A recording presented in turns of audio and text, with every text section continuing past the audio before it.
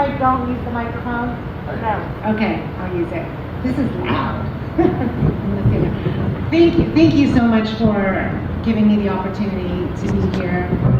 When Darminder asked me to come speak and to be here, I thought, why me, right? You know, he's a really good friend. I met him just last year at an event right here on site, right outside. And we became fast friends because the first thing he wanted to share with me was all the things that he wanted to do to make the community better. And he had all these great ideas, and when he spoke, you know, you can tell a person when they speak from their heart. They're not holding notes, they just speak and they just pour out how much they want to do for the community, and not just one community, but all communities. And at the time, I was running for this seat here, and I told him, win or not, I am going to help you do what you need to do. Because the drive and the passion and the commitment that you see come from him is what we hope and wish for in all of our communities. We're so busy all the time, waking up, going to work, you know, taking our kids to school, going to work, coming home, cooking, and we forget, when we get to where we want it to be, we forget about everybody else and lifting them up and making sure that we give them the opportunity as well. I was very fortunate. My family came here during the fall of Saigon on a boat with absolutely nothing. And they were accepted into Australia, and from Australia, you know, we were sponsored by a family in Louisiana. And we grew up really, really poor, a family of 6. English was my first language. English was not my first language, and we relied on so much government assistance to get us to where we're at. And I was poor, but I never knew I was poor. All through high school, all through college, I always thought this is how everybody lived. And it wasn't until I got older and I realized that we came from a really poor family background. But to me, it was just the opportunity to do better and be better.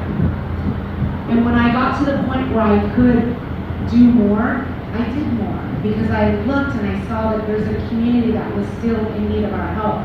There's a community that needed somebody to have that same passion and commitment. They want to help lift them up. And so I spent nearly 15 years working in a nonprofit organization helping immigrants, refugees, and limited speaking individuals and just communities that were struggling. It was the best thing I've ever done. And now being an assembly member, I look back and I miss the work. I miss doing the actual work, because that's truly where the work begins. And that's truly where you can really impact people. But being at the state assembly, I also realized a couple of other things, and that is you can make changes at the very top. And I know we've got our DA friend here, Jeff, and he's a great example of somebody who works with all communities. I think I've been here 3 times, and you've been here every single time I've been here. And I've been at other community events, and he's there as well too. When I talk about being up at the top and making those changes, you also need some really good partners, and you need people that see it the same way.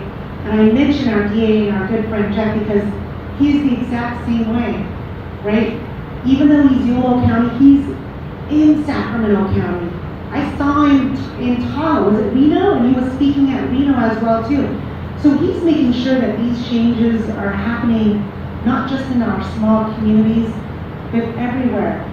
And so I tell you this because while we're a small and mighty group here, your voice matters and what you do matters. When you've got little kids in here as well too, young people, it's how you also guide them.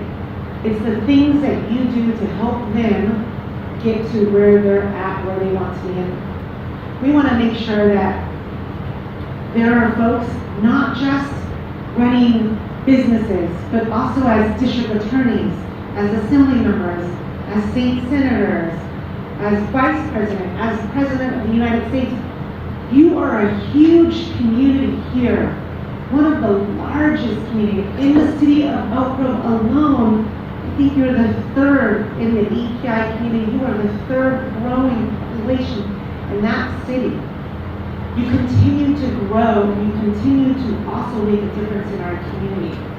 And so when Darminder asked me to come here to not just speak, but to be able to recognize some individuals that have done extremely amazing work in the community, I said, absolutely. And it started out with just a few. And he says, but we also have this person, we have this person. I said, Dar, you tell me every single person that has made a difference in the community that you work with, we got you. We'll make sure from the state assembly that we recognize them. So I want to thank you. I want to thank you for the work that you've done in the community, the work that you do every single day. It does not go unnoticed.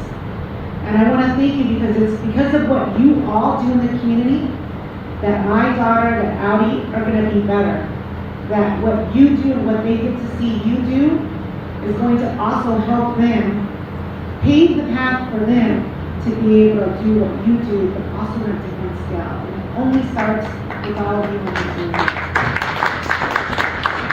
Dar, I'm going to ask you to come up here because we've got some certificates we want to give out. This is all because of you. And while you've introduced me to a lot of these, you know, and before he sent this over to me, he gave me some, like a little block bio of everybody. And I thought, you don't have to, he just said such amazing things about why you all deserve this. And I thought he should be the one to be up here with me giving this out to folks. So, Tara, if you don't mind helping. And then maybe we can have our district attorney Jeff also come up and help with this, if that's okay.